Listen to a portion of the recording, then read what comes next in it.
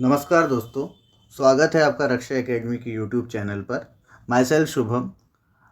हम यहाँ पर जो एक टॉपिक कर रहे हैं जिसका नाम है कि हम मध्य प्रदेश पीएससी के पर्सपेक्टिव में सभी ऐसी इम्पोर्टेंट लिस्ट कवर कर रहे हैं जो कि कॉन्स्टिट्यूशनल पोस्ट से रिलेटेड हैं, जहाँ पर हमको ये समझना है कि जो भारत की टॉप कॉन्स्टिट्यूशनल पोस्ट हैं या जो टॉप ऑफिसेज हैं वहाँ पर किस किस ने सर्व किया। हमने प्रेसिडेंट, वाइस प्रेसिडेंट के बारे में देखा।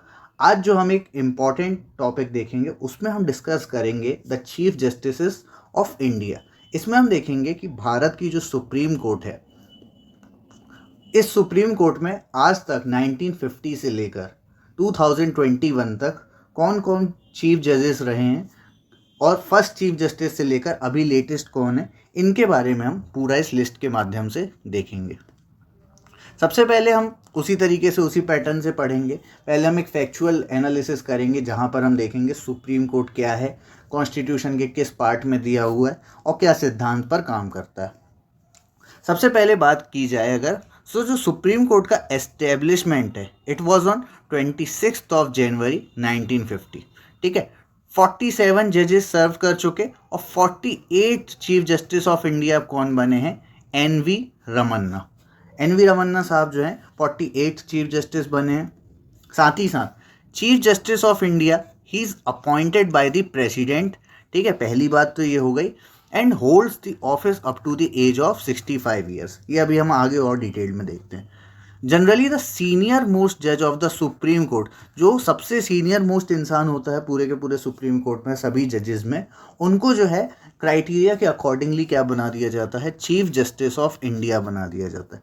The constitution and jurisdiction of the supreme court of India are given in detail from Article 124 to Article 147 in the Indian Constitution।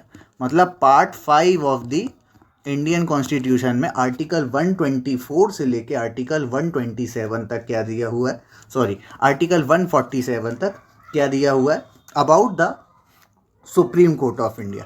देखिए, सुप्रीम कोर्ट के बारे में हम एक बात करेंगे। The supreme court stands at the apex. Apex मतलब क्या होता है? ऊंचाई या फिर top on the judicial system of India. Bharat के जुडिशियल सिस्टम के सबसे टॉप नॉच पर कौन है?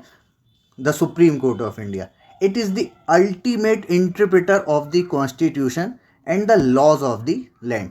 ठीक है, पहली बात तो ये हो गई कि जो भी भारत के लॉज बनाए जाएंगे, जो भी कॉन्स्टिट्यूशन का इंटरप्रिटेशन है, ये सब कौन देगा? तो ये देगा the supreme court of India.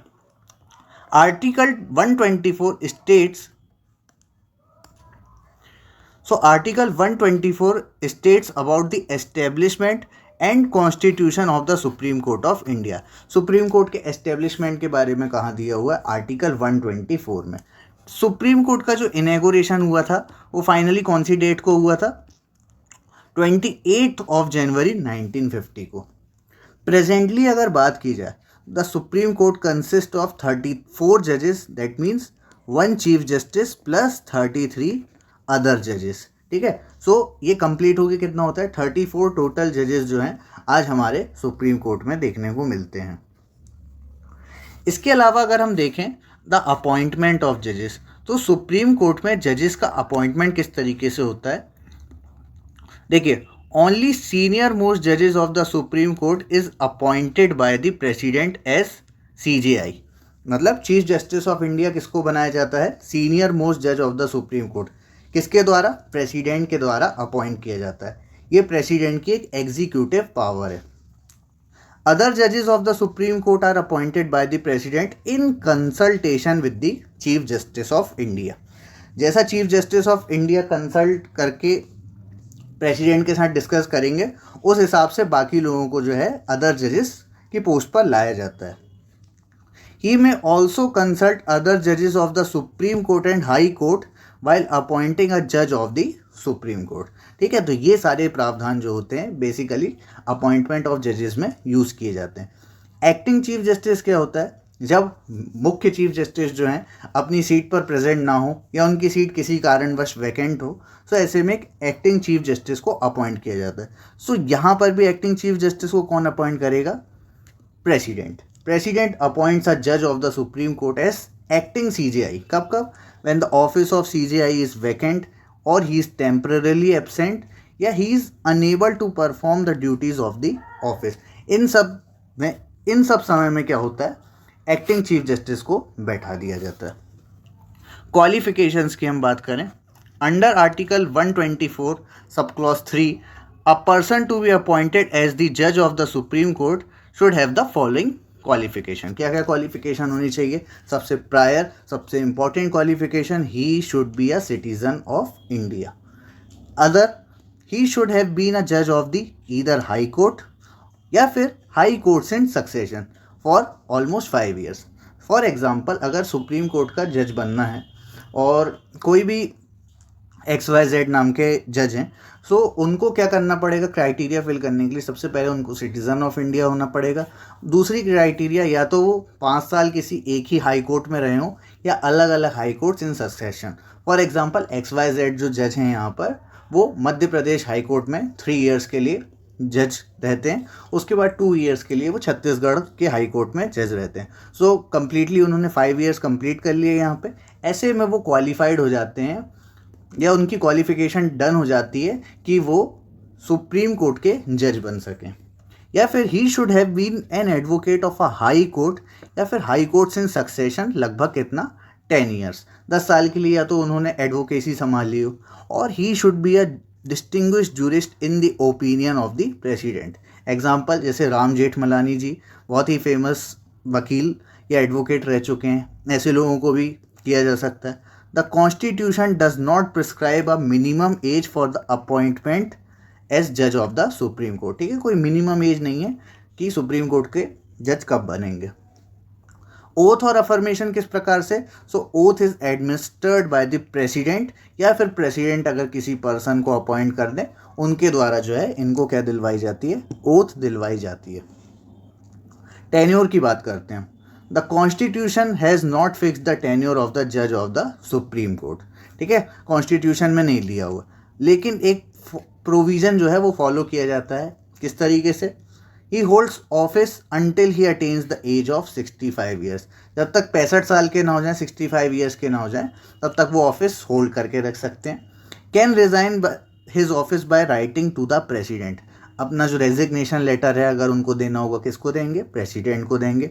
Can be remove from his office bye the president on the recommendation of the parliament. Parliament में पूरा मोशन जो है प्रस्तावित किया जाता है, पास किया जाता है, उसके बाद इनको पार्लियामेंट के द्वारा प्रेसिडेंट के सिग्नेचर से रिमूव किया जा सकता है।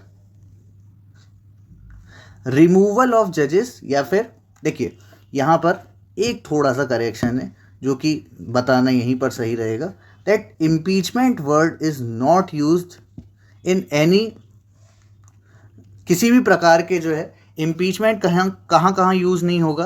देखिए, जजेस, वाइस प्रेसिडेंट या कोई भी अन्य पोस्ट, सिर्फ और सिर्फ कहाँ यूज़ होगा?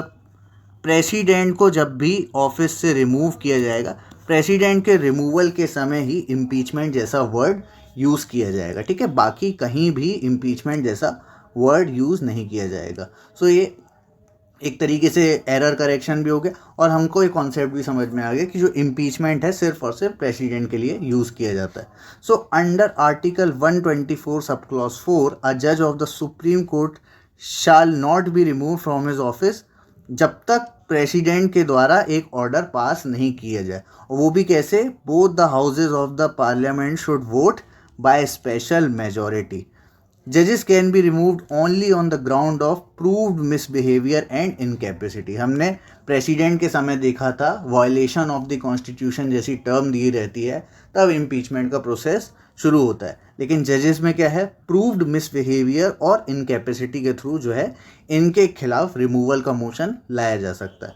Under article 124 sub clause 5 parliament by law regulate the procedure relating to the removal of the जज ऑफ सुप्रीम कोर्ट। ठीक है, ये जो है पार्लियामेंट में आएगा प्रोसीजर।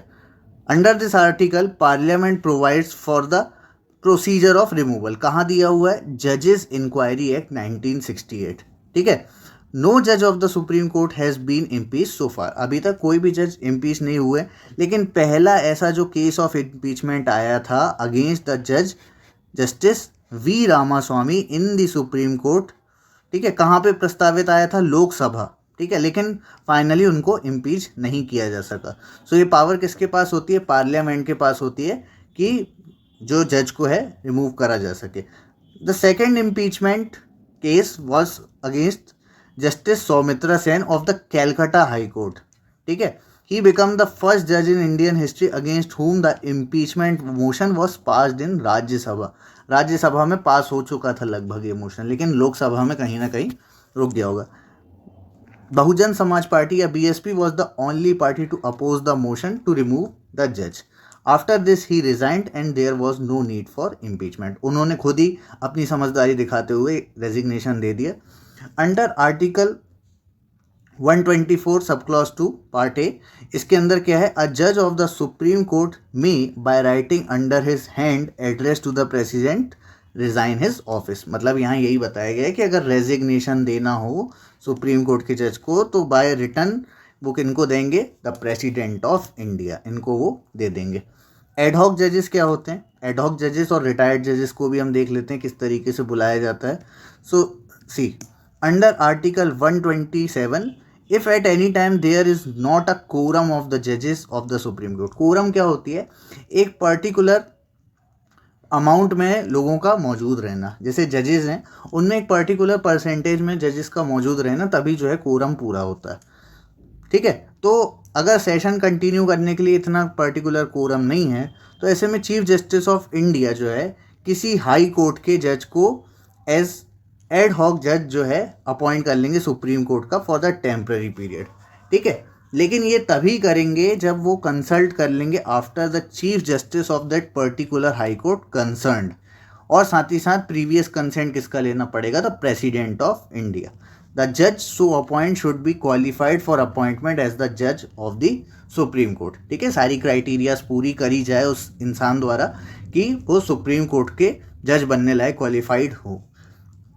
रिटायर्ड जजेस क्या होते हैं? आर्टिकल 128 के तहत eight any time the chief justice of India can request a retired जज ऑफ सुप्रीम कोर्ट या फिर रिटायर्ड जज ऑफ हाई कोर्ट, ठीक है, जो कि सुप्रीम कोर्ट के जज बनने के लिए क्वालिफाइड हो, उनको टेम्परेरी पीरियड के लिए सुप्रीम कोर्ट में क्या जजेस बनाया जा सकता है। इसके साथ साथ previous consent of the president चाहिए, और जिस पर्सन को हम जज बनाना चाह रहे हैं उनका एक प्रायर जो है क्या चाहिए? कंसेंट भी रिक्वायर्ड है यहाँ पे। Last point, seat of the supreme court क्या है? आर्टिकल 130 जो है वो कहता है इट डिक्लेयर्स दिल्ली, ठीक है, new Delhi as the seat of the supreme court. लेकिन एक और स्पेशल पॉइंट है, but it authorizes the CJI to appoint any other place और places as the seat of supreme court. Chief justice of India जो अभी कौन है? NV Ramana साहब हैं, वो चाहें तो कभी भी जो सुप्रीम कोर्ट उसकी सीट को है कहीं और भी शिफ्ट कर सकते हैं, लेकिन he can take decision only with the approval of the president. ये तभी पॉसिबल है जब प्रेसिडेंट के अप्रूवल के साथ ये काम किया जाएगा। प्रेसिडेंट का अप्रूवल मतलब इनडायरेक्टली जो केंद्र पर सरकार बैठी हुई है उनसे परमिशन ली जा रही है। So list of the chief justice of India हमारा जो मेन इंपॉर्टेंट टॉपिक है, जो कि हमको फैक्चुअल बेसिस पर कवर करना है, उसके बारे में हम डिस्कस करेंगे। तो हम स्टार्ट करते हैं। सबसे पहले हम बात करेंगे, सबसे पहले चीफ जस्टिस ऑफ इंडिया कौन थे? HJ कानिया, मतलब Harilal Jekisundas Kania. He was the first chief justice of India. He serve from 1950 to 1951। ठीक है, एक बात और याद रखेंगे, he died while serving in office. तो हमारे पहले चीफ जस्टिस कौन थे? HJ कानिया। इनके बारे में हम इतनी बात याद रखेंगे। सेकंड थे M Patanjali Shastri. He was the second chief justice of India. 1951 से लेकर 1954 तक इन्होंने सर्व किया। कुछ जहाँ पर स्पेसिफिक पॉइंट होंगे वहाँ पर मैं बता दूंगा, बाकी हम यहाँ पर नाम देखते जाएं, एक बार लिस्ट में काम आ सकते हैं। नेक्स्ट है Mehrchand Mahajan. So justice Mehrchand Mahajan, he was the third chief justice of the supreme court of India. ठीक है, इसके साथ ही साथ he was the prime minister of the state of Jammu and Kashmir during the reign of Maharaja Hari Singh. ये हम इम्पोर्टेंट बात याद रखेंगे, ठीक है, कि जब महाराजा हरि सिंह जो कि जम्मू कश्मीर के बहुत सबसे फेमस राजा थे, उनके समय में प्राइम मिनिस्टर कौन थे? मेहर चंद महाजन। साथ ही साथ he was the Indian national Congress nominee on the red Cliff commission, ठीक है। रेड क्लिफ कमीशन कौन सा था? जो भारत और पाकिस्तान की बाउंड्री डिसाइड करेगा, उस कमीशन के जो क्या थे? सदस्य थे, मतलब कांग्रेस की तरफ से नॉमिनेट किए गए थे। नेक्स्ट कौन है? बिजन Chandra Mukherjee. Bijan Chandra Mukherjee was the 4th chief justice of India, ठीक है। 1954 से लेकर 1956 तक थे। सुधीर रंजन चौधरी। सुधीर रंजन चौधरी जो है 5th chief justice of India थे 1956 से लेकर 1959 तक। He also served as the chairman of the statesman. The statesman क्या है? एक फेमस मैगजीन है। नेक्स्ट है Bhuvneshwar Prasad Sinha, BP Sinha ji. He was from Shahabad, ठीक है, भोजपुर बिहार से। साथ ही साथ 6th chief justice of India थे। He also served as the president of Bharat scouts and guides. कब तक? 1965 से 1967 तक, ठीक है। His grandson BP Singh is a former जज of the supreme court of India, ठीक है। इनके जो ग्रैंडसन है बीपी सिंह, वो भी जो है एक जज रहेंगे सुप्रीम कोर्ट के। पीबी गजेंद्र गढ़कर, ठीक है। PB Gajendragadkar he was originally from Gajendragad, जो कि कर्नाटका की एक सिटी है। 7th chief justice of India थे 1964 से लेके 1966 तक। और इसके साथ क्या याद रखेंगे? Chairman of the 6th and 7th law commission of India. Bharat का जो लॉ कमीशन, जिसको हम विधि आयोग बोलेंगे, जो कि भारत सरकार को किसमें गाइड करता है? किसी भी प्रकार के लॉज के जो डिटेल्स हैं उनको निकालने में, उसके जो क्या थे? चेयरमैन थे। अमल कुमार सरकार, ठीक है। He was the 8th chief justice of India, ठीक है। इसके अलावा ये बॉम्बे हाई कोर्ट के चीफ जस्टिस रह चुके हैं। कोका सुब्बा राव जो हैं, he was 9th chief justice, also served as the chief justice of the Andhra Pradesh high court. Kailash Nath Wanchoo जो हैं, he was the 10th chief justice of India and was born in Allahabad, ठीक है। He joined the Indian civil services as the joint magistrate on 1st of December 1926 in Uttar Pradesh, ठीक है। भारत का federal service commission भी कब बना था? 1926 में बना था। So he was the chief justice of the Bombay high court. Mohammad Hidayatullah, ये बहुत ही ज़्यादा फेमस चीफ जस्टिस रह चुके हैं। साथ ही साथ इन्होंने भारत के एक्टिंग प्रेसिडेंट का भी पद संभाला था, जब हमने प्रेसिडेंट वाले टर्म में देखा था, क्योंकि उस समय जो है वीवी गिरी जो एक्टिंग प्रेसिडेंट थे, चूँकि वीवी गिरी पहले वाइस प्रेसिडेंट थे, लेकिन बाद में जो हमारे प्रेसिडेंट थे उनकी डेथ होने के कारण वीवी गिरी को क्या है? एक्टिंग प्रेसिडेंट बना दिया गया। लेकिन चुनाव आने के कारण या इलेक्शंस आने के कारण वीवी गिरी जो हैं उन्होंने अपने नाम को पीछे हटा लिया और चुनाव में लग गए। ऐसे में जो उस समय के चीफ जस्टिस ऑफ इंडिया थे मोहम्मद हिदायतुल्ला, इन्होंने क्या किया? ये बन गए president, acting president of India, ठीक है। साथ ही साथ भारत के वाइस प्रेसिडेंट भी बनेंगे, 11 chief justice of India, 6th vice president of India भी बनेंगे, और साथ ही साथ एक्टिंग प्रेसिडेंट ऑफ इंडिया ही बने 1969 में, ठीक है, 1 महीने के लिए। Jayantilal Chhotalal Shah, he was the 12th chief justice of India. He was born in Ahmedabad. Also was the chief justice of Bombay high court. Sarv Mittra Sikri, he was the 13th chief justice of the supreme court of India, ठीक है। A N रे जो है, he was the chief justice of the supreme court from 25th April 1973 to 28 जनवरी 1977। इनका जो है बहुत ही controversial तरीके से जो है इनको चीफ जस्टिस बनाया गया, क्योंकि हमने यहाँ पर क्या देखा कि chief justice the senior most person को बनाया जाता है। ऐसे में इनका जो अपॉइंटमेंट था काफ़ी कंट्रोवर्शियल था। क्या हुआ? In August 1969 he was appointed as the जज of the supreme court of India, और within the 4 years he became the chief justice of India in 1973 April, ठीक है। His appointment came on the heels of a dissenting opinion of Kesavananda Bharati case. Kesavananda Bharati case में जब supreme court ने against the parliament जाकर काफ़ी फैसले दिए थे, क्योंकि यहाँ पर बेसिक स्ट्रक्चर का डॉक्ट्रिन सामने निकल के आया था। ऐसे में गवर्नमेंट ने यहाँ पर क्या रोल किया कि गवर्नमेंट ने जो है 3 सीनियर मोस्ट जजेस, कौन कौन, जयशंकर शेलाथ, एएन ग्रोवर और केएस हेगड़े, इनको ओवरटेक करके सीधा किसको, रे साहब को, एएन रे साहब को क्या बना दिया, chief justice of India. This was the unprecedented Indian legal history and also called the blackest day of the Indian democracy. ठीक है, बहुत सारे प्रोटेस्ट हुए अलग अलग बार ग्रुप्स द्वारा, ठीक है, बार एसोसिएशंस द्वारा। मिर्ज़ा हमीदुल्ला बेग, ठीक है, एमएच बेग साहब जो हैं, he was the 15th chief justice of India 1977 से लेके 1978 तक। नेक्स्ट है वाई.वी. चंद्रचूड़, ये जो है he was the 16th chief justice of India, ठीक है, 1978 से 1985 तक इन्होंने जो है क्या अपना टेन्योर संभाला। साथ ही साथ his nickname was iron hands after his well regarded unwillingness to let anything slip past him. ठीक है, इनको जो है आयरन हैंड्स कहा जाता था, क्योंकि किसी भी चीज़ को अपने हाथों से इतनी आसानी से नहीं छूटने देते थे, मतलब पूरा जस्टिस प्रोवाइड करते थे। अगला इंपॉर्टेंट नाम है पीएन भगवती। पीएन भगवती साहब का क्या इंपॉर्टेंट रोल है? He was the 17th chief justice of India, serving from 1985 until his retirement 1986।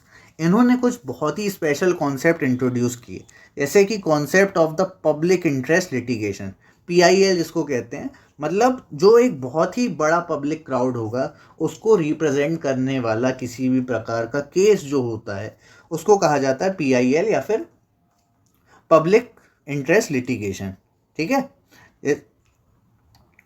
and absolute liability in India, and for this reason is held along with V.R. Krishna Iyer। ठीक है, V.R. Krishna Iyer जो है he was the pioneer of judicial activism, इन दोनों ने मिलकर ये काम किया। he is the longest served Supreme Court judge। ठीक है, मतलब सबसे जज के रूप में इन्होंने सबसे लंबा टेन्योर संभाला है सुप्रीम कोर्ट का, नॉट अलोन चीफ जस्टिस, पूरा इकट्ठा मिला के। तो ये भी एक फैक्चुअल जानकारी है जो हमको याद रखनी चाहिए। Raghunandan Swarup Pathak, he was the 18th chief justice of India. ठीक है, he was the son of Gopal Swarup Pathak, जिनके बारे में हम वाइस प्रेसिडेंट ऑफ इंडिया में देखे थे। Also he was the chief justice of Bombay high court. ठीक है, ES वेंकटा रमैया, ये जो है 19 चीफ जस्टिस ऑफ इंडिया बनते हैं। ठीक है, 1989 से 1989 में ही रिटायर्ड हो गए, chief justice of Bombay high court भी रह चुके हैं। सब्यसाची मुखर्जी जो हैं, ये जो है 20th chief justice of India, he also previously served as the acting chief justice of the Calcutta high court. ठीक है, कैलकाटा हाई कोर्ट के जो है एक्टिंग चीफ जस्टिस के रूप में भी काम करते हैं ये। Ranganath Mishra, Ranganath Mishra was the 21st chief justice of India. ठीक है, कब से लेके कब तक? 1990 से लेके 1991 तक। He was also the first chairman, ये बात हम याद रखेंगे, इंपॉर्टेंट। ठीक है, Ranganath Mishra was the first chairman of the national human rights commission of India. ठीक है, NHRC जो नेशनल ह्यूमन राइट्स कमीशन है भारत का, जहाँ पर ह्यूमन राइट्स, ठीक है, मानवाधिकार के लिए बात होती है, वहाँ के ये पहले चेयरमैन बनते हैं। He also served as the member of parliament in Rajya Sabha from the Congress party between 1998 till 2004. ठीक है, he is the second Supreme Court judge to become a Rajya Sabha member after Baharul Islam, who was also elected as Indian National Congress member। ठीक है, कमल नारायण सिंह, कमल नारायण सिंह जो है 22nd chief justice of India बनते हैं, साथ ही साथ 13th law commission of India के भी चेयरमैन पद को संभालते हैं। नेक्स्ट आते हैं मधुकर हरीलाल कानिया, इनके बारे में ज़्यादा जानकारी दी नहीं हुई है। 13 दिसंबर 1991 से लेके 17 नवंबर 1992 तक इन्होंने अपने टेन्योर को संभाला। इसके बाद है ललित मोहन शर्मा। ललित मोहन शर्मा जो है 24th chief justice of India बनते हैं। He was the son of L N Sinha. L N Sinha कौन? Former attorney general of India रह चुके हैं। He served as the chief justice from 1992 till 1993। तो ये 24वें या फिर 24 चीफ जस्टिस ऑफ इंडिया कहलाते हैं। एम.एन. वेंकटाचलैया जो हैं, he was the 25th chief justice of India. He served from 1993 to 1994। ठीक है। He serves as the chancellor of Shri Sathya Sai university of higher learning. ठीक है। कुछ एजुकेशनल इंस्टीट्यूट्स पर भी इन्होंने काम किया और साथ ही साथ second chairman of the national human rights commission. ठीक है। हम ह्यूमन राइट्स कमीशन के भी जो है चेयरमैन को याद रख सकते हैं और ऐसे इंपॉर्टेंट पॉइंट्स उठ सकते हैं कि who was the chief justice who also served as the term of national human rights commission. तो वहाँ पर जो है मैच द फॉलोइंग या ऐसे कुछ जो टिपिकल टाइप के सवाल होते हैं उनमें ये मैच कर सकते हैं। Aziz Mushabbir Ahmadi, he was the 26th chief justice of India, also served as the जज इन गुजरात हाई कोर्ट। ठीक है। फिर उसी के बाद गुजरात हाई कोर्ट में चीफ जस्टिस का भी पद संभाला 1994 से 1997। J S. Verma again an important name. तो ये क्या है, he was an Indian jurist who served as the 27th chief justice of India from March 1997 to January 1998। He was the chairman of national human rights commission. ठीक है। National human rights commission के भी chairman रह चुके हैं। हम ये तीसरा नाम देख रहे हैं। From 1999 to 2003 and chairman of justice Verma committee report, जो किसके आफ्टर मैथ बनी थी, 2012 दिल्ली गैंगरेप केस। ठीक है। दिल्ली में जो निर्भया कांड हुआ था उसके बाद जो जस्टिस वर्मा कमेटी बनाई गई थी बहुत सारे पॉइंट्स को समझने के लिए, उसके जो हैं ये क्या थे, चेयरमैन थे। He remains as one of the India's most highly regarded chief justices and eminent jurist. इनका नाम भी हमको याद रखना है क्योंकि नेशनल ह्यूमन राइट्स कमीशन के भी चेयरमैन रह चुके हैं। ही is also known for his judicial innovation and landmark judgments. ठीक है। जिससे इनको कहा जाता है the face of judicial activism in India. ठीक है। इन्होंने कैसे कुछ काम किए हैं, जैसे फंडामेंटल राइट्स के प्रोटेक्शन पर बात करी, चाहे तो विशाखा जजमेंट जो है वो किस पर बात करता है, बेसिकली विमेन एम्पावरमेंट पर बात करता है। इन सारी चीज़ों पर जो है इन्होंने बात करी। विशाखा जजमेंट जो था, Vishaka and others versus the state of Rajasthan, ये बेसिकली क्या है, it was a 1997 Indian supreme court case where various women group led by Naina Kapoor and her organisation, इन्होंने क्या फाइल किया, पब्लिक इंटरेस्ट लिटिगेशन PIL, जो कि PN भगवती साहब का इनोवेशन था। PIL जो है क्यों, क्योंकि to enforce the fundamental rights of working women under article 14। ठीक है। इक्वालिटी की बात करते हैं। 19 फ्रीडम ऑफ स्पीच एक्सप्रेशन, इन सब की बात करते हैं। 21 जो है राइट टू लाइफ की बात करता है under the constitution of India. The petition was filed, कब फाइल की गई, after Bhanwari Devi, a social worker in Rajasthan, was brutally gang raped for stopping a child marriage. Rajasthan में जो है चाइल्ड मैरिज की समस्या बहुत ज़्यादा है। ऐसे में भंवरी देवी, जिन्होंने एक सोशल वर्कर की तरह उन्होंने इसको रोकने की कोशिश करी, but she was brutally gang raped. ऐसे में क्या हुआ, यहाँ पर जो है ये पेटिशन लगाई गई और विशाखा गाइडलाइंस यहाँ पर भी आई गई। मदन मोहन पंची कमीशन के बारे में भी हम सुनते हैं। So he is also important person. He was the 28th chief justice of India from January 1998 to October 1998। Post retirement he was appointed by the government as the chairman of the centre state relations commission. ठीक है। Centre मतलब कि भारत और सभी राज्यों के बीच में, भारत सरकार और सभी राज्य सरकारों के बीच में जो रिलेशंस किस प्रकार के होते हैं उनको स्टडी करने के लिए पंची कमीशन बनाया गया। ठीक है। जिसके ये क्या थे, चेयरमैन थे। नेक्स्ट है Adarsh Sen Anand. He was the 29th chief justice of India from 10th October 1998 to 31st October 2001. He was also the chairman of National Human Rights Commission. Sam Piroj Bharucha जो हैं, he was the 30th chief justice of India.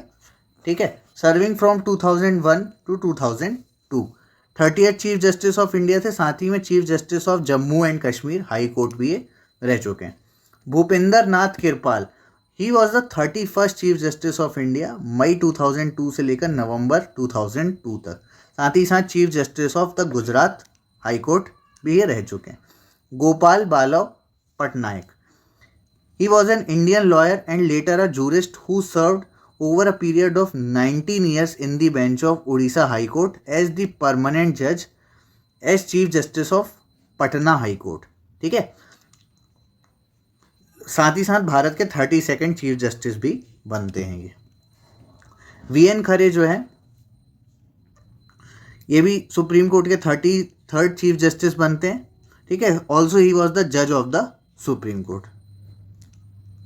S Rajendra Babu, he was 34th Chief Justice of India and also the chairman of the National Human Rights Commission of India।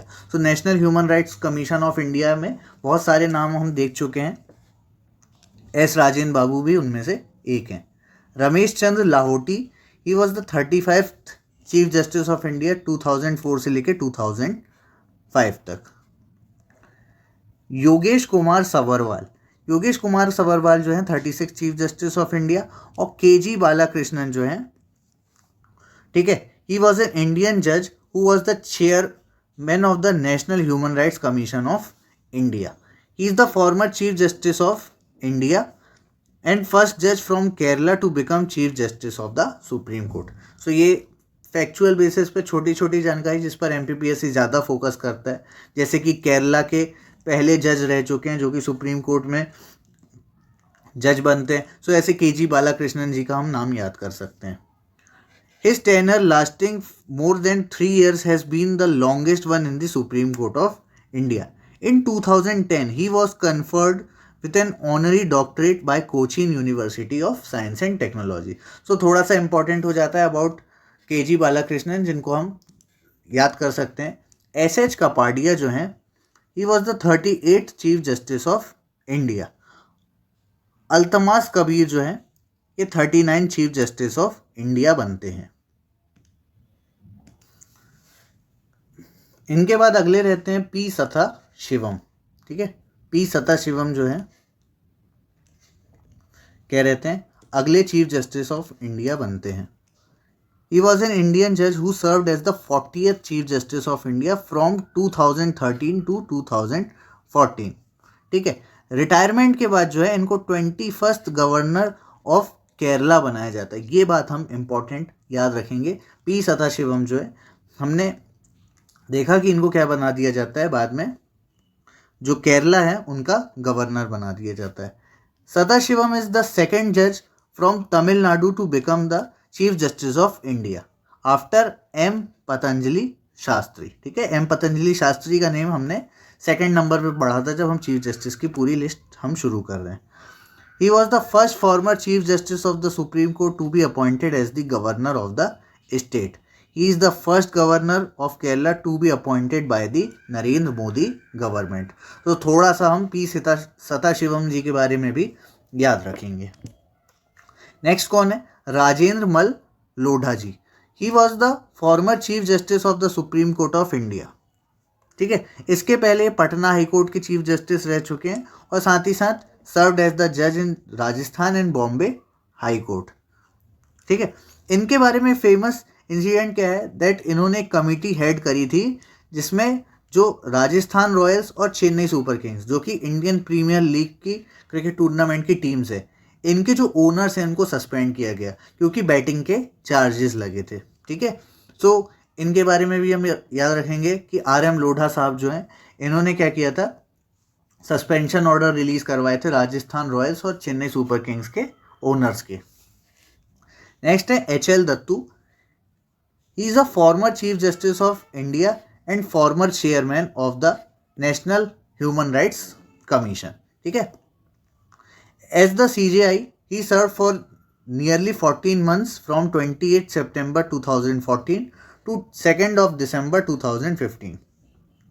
इसके पहले इन्होंने chief justice of Kerala high court और साथ ही साथ Chhattisgarh high court भी रह चुके हैं। ये उनके बारे में अगला फैक्ट क्या याद रखेंगे कि ये जो नेशनल ह्यूमन राइट्स कमीशन है इसके भी चेयरमैन रह चुके हैं। अगले हैं टी.एस. ठाकुर, ठीक है, 43rd chief justice of India बनते हैं। इसके बाद जगदीश एस खेर जो है 44th chief justice of India बनते हैं। और साथ ही साथ इनके बारे में याद रखेंगे, first chief justice of India from the Sikh community. तो ये भी इनके बारे में याद रखने का एक इम्पॉर्टेंट फैक्ट हो सकता है, ठीक है। इन्होंने कुछ इम्पॉर्टेंट जजमेंट्स दिए हैं, जैसे कि ट्रिपल तलाक, ठीक है, ट्रिपल तलाक जो आया था, और साथ ही साथ राइट टू प्राइवेसी, ठीक है, पुट्टा स्वामी केस जो था जिसको हम राइट टू प्राइवेसी के नाम से जानते हैं, उस केस में भी इनका अहम फैसला था। इनके बाद आते हैं Deepak Mishra. So Deepak Mishra was the 45th chief justice of India 2017 से लेकर 2018 तक। इसके पहले चीफ जस्टिस ऑफ पटना और दिल्ली हाई कोर्ट्स भी रह चुके हैं। ये किसके नेफ्यू हैं? रंगनाथ मिश्रा जी के नेफ्यू हैं। Who was the 21st chief justice, ठीक है, ही सक्सीडेड जे.एस. खेर। इनके बारे में ये कुछ इंपॉर्टेंट बात। रंजन गोगोई साहब के बारे में भी बहुत famous chief justice of India रह चुके हैं। ही वॉज द फॉर्मर, ठीक है, इंडियन जज, और साथ ही साथ 46th chief justice of India बनते हैं। 2018 से लेके 2019 तक 13 मंथ्स के लिए क्या बनते हैं? Chief justice. इसी के साथ साथ ये राज्यसभा में नॉमिनेट किए जाते हैं, किसके द्वारा? प्रेसिडेंट रामनाथ कोविंद द्वारा ऑन 16 मार्च 2020। तो हमारा यहाँ पर एक और प्रीलिम्स रिलेटेड सवाल बन जाता है कि राज्यसभा में कितने मेंबर्स जो है प्रेसिडेंट द्वारा नॉमिनेटेड किए जा सकें। सो आंसर इज 12 मेंबर्स, ठीक है। 12 मेंबर्स को जो है आर्ट, साइंस, लिटरेचर और सोशल सर्विस, इन चारों कैटेगरीज में जो भी शामिल होता है उनको क्या बना दिया जाता है? उनको राज्यसभा का मेंबर बना सकते हैं, ठीक है। इनको ये सीट जो है रंगनाथ मिश्रा और बहरुल इस्लाम के बाद मिली, मतलब ये थर्ड पर्सन है जिनको जो है पार्लियामेंट में सीट प्रोवाइड करी गई है, ठीक है। The nomination bye the government and acceptance were highly criticised by the former जजेस ऑफ सुप्रीम कोर्ट। इसके कुछ कारण हैं, क्योंकि जो राम मंदिर केस है और जो राफेल से रिलेटेड इम्पोर्टेंट जो डिसीजंस हैं, उनके जो गवर्नमेंट की तरफ पॉजिटिव एस्पेक्ट सुनाने के बाद इनको जो है राज्यसभा में प्रेसिडेंट की तरफ से नॉमिनेट किया गया। सो वो सारे जो हैं क्रिटिकल इश्यूज जो हैं उन पर डिस्कशन किया गया। नेक्स्ट है शरद अरविंद बोबडे।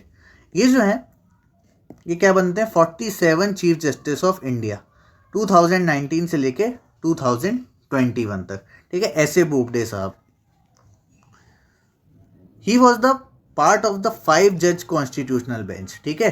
राम जन्मभूमि बाबरी मस्जिद लैंड डिस्प्यूट केस जो था उसमें 5 जजेस बेंच में एक मेंबर ये भी रहते हैं। The bench unanimously ordered the construction of the Hindu temple in the disputed site. देखिए, हम समझते हैं जो डिस्प्यूटेड साइट थी वहाँ पर क्या बनेगा? इट वॉज समवेयर अराउंड 2.7, ठीक है, इतने में ये लैंड फैला हुआ है, वहाँ पर हिंदू मंदिर बनेगा। और उसी शहर के अंदर 5 किलोमीटर जो 5 एकर्स का जो लैंड रहेगा वो किसको प्रोवाइड कर दिया जाएगा? बाबरी मस्जिद को वापस से रिकंस्ट्रक्ट करने के लिए, ठीक है। सो ये जो है फैसला आया था। नेक्स्ट है N V. Ramana, that means the current chief justice of India, ठीक है, 48 and the current chief justice of India. So ये अभी हमारे करेंट चीफ जस्टिस है। इसी के साथ हमने जो है आज की अपनी ये लिस्ट ख़त्म कर ली, जिसमें हमने चीफ जस्टिस ऑफ इंडिया जो हैं, सभी चीफ जस्टिस ऑफ इंडिया जो कि टोटल 48 हैं, इनके बारे में हमने बात करी। उम्मीद करता हूँ काफ़ी चीज़ें पसंद आई होंगी। टिल देन मिलते हैं अपनी नेक्स्ट लिस्ट के साथ, जहाँ पर हम कुछ अदर इम्पॉर्टेंट कॉन्स्टिट्यूशनल पोस्ट के बारे में बात करेंगे। तब तक के लिए thank you and have a nice day.